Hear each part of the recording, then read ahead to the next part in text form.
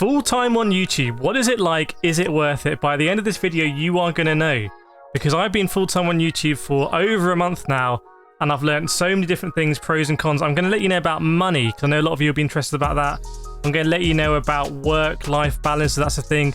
I'm going to let you know about community engagement. I'm going to let you know about support you get. I'm going to let you know about mental aspects of it.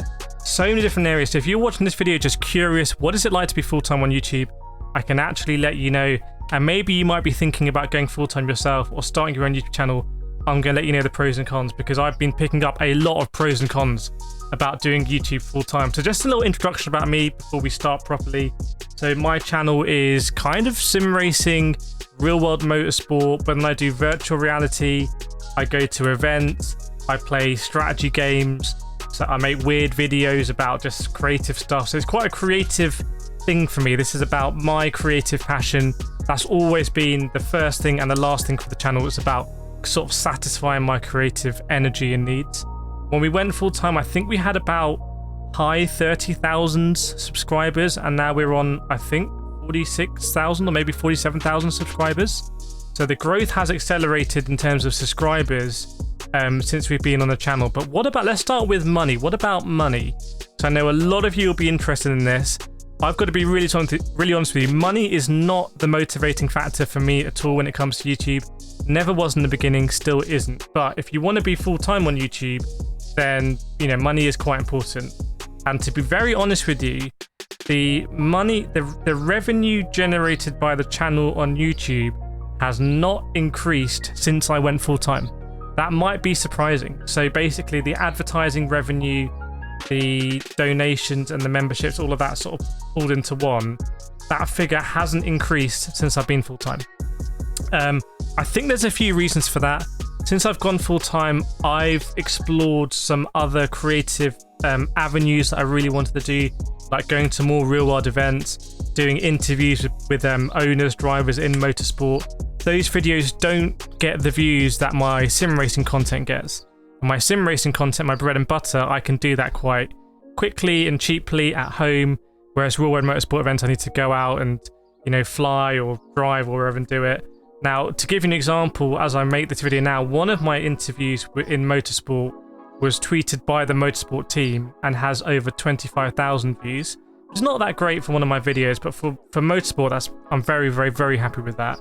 Whereas one I uploaded yesterday, I think literally has 200 views. So one has 25,000, one has 200. It's really not consistent, whereas my sim racing content is quite consistent.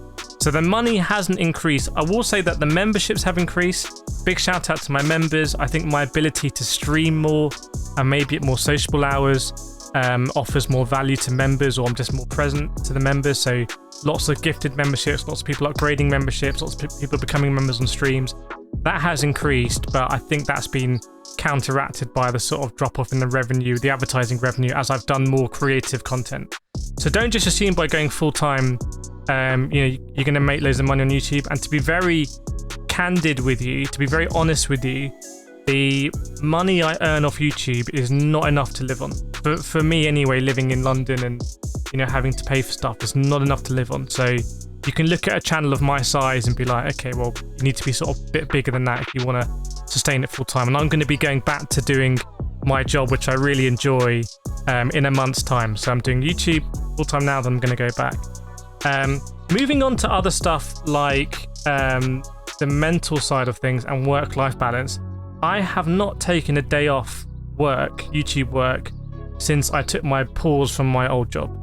So every single day I've been making videos, editing, thumbnails, titles, research, engaging with our community, working with partners, working with sponsors, doing that sort of business development.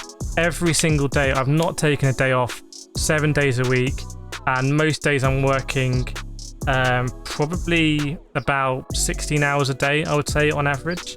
So yeah, it's pretty intense, but I really like that lifestyle. For me, YouTube is about just being plugged in 24 hours a day if you can.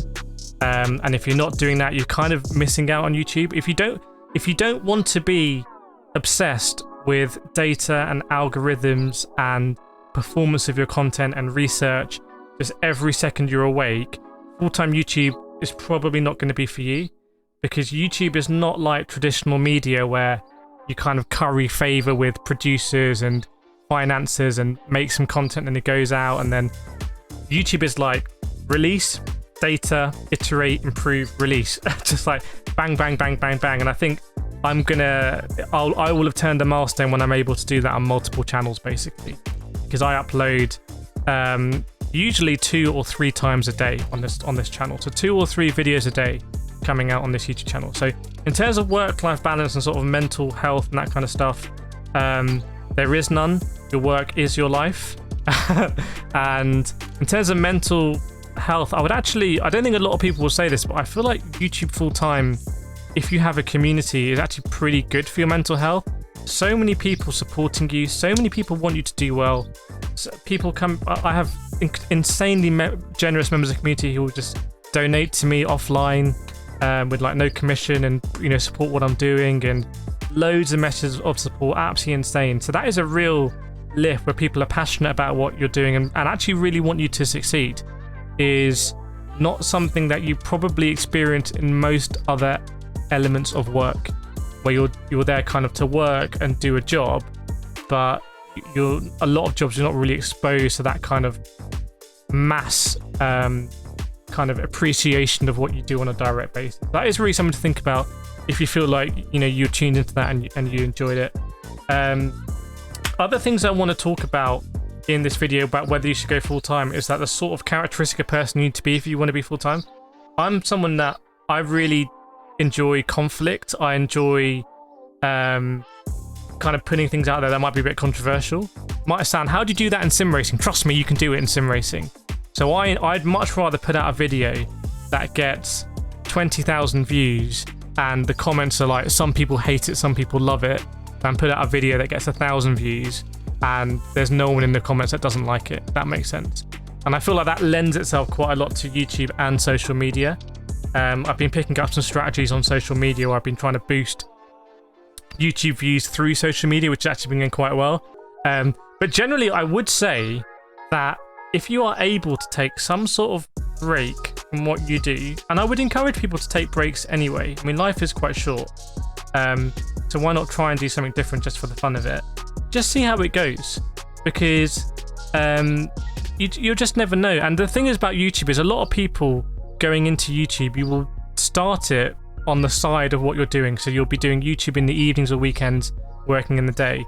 That allows you basically to finance the equipment. So all of the stuff you see here is expensive. I think everything you see here, only this and this were provided for by sponsors. So everything else is paid for. And there's obviously lots behind the camera and lots of monitors and the camera itself. But like this microphone is hundreds of pounds. The camera is hundreds of pounds.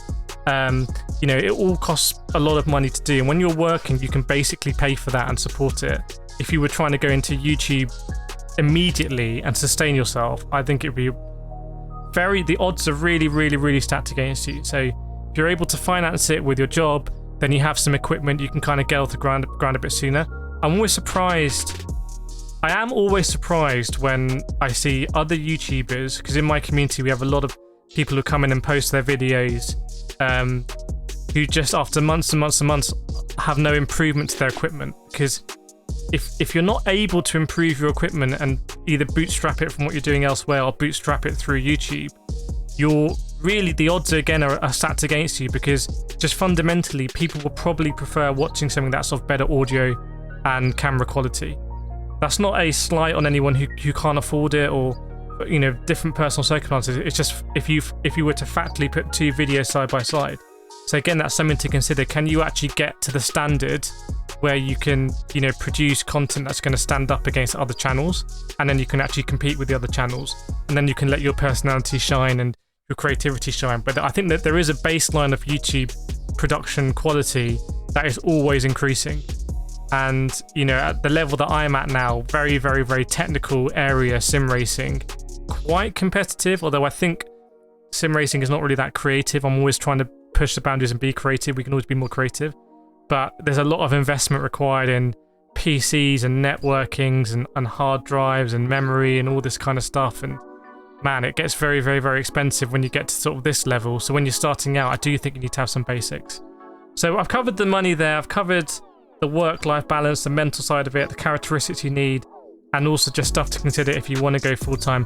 Let me know in the comments if you have any questions about going full-time on YouTube, or, you know, right now I can just answer them.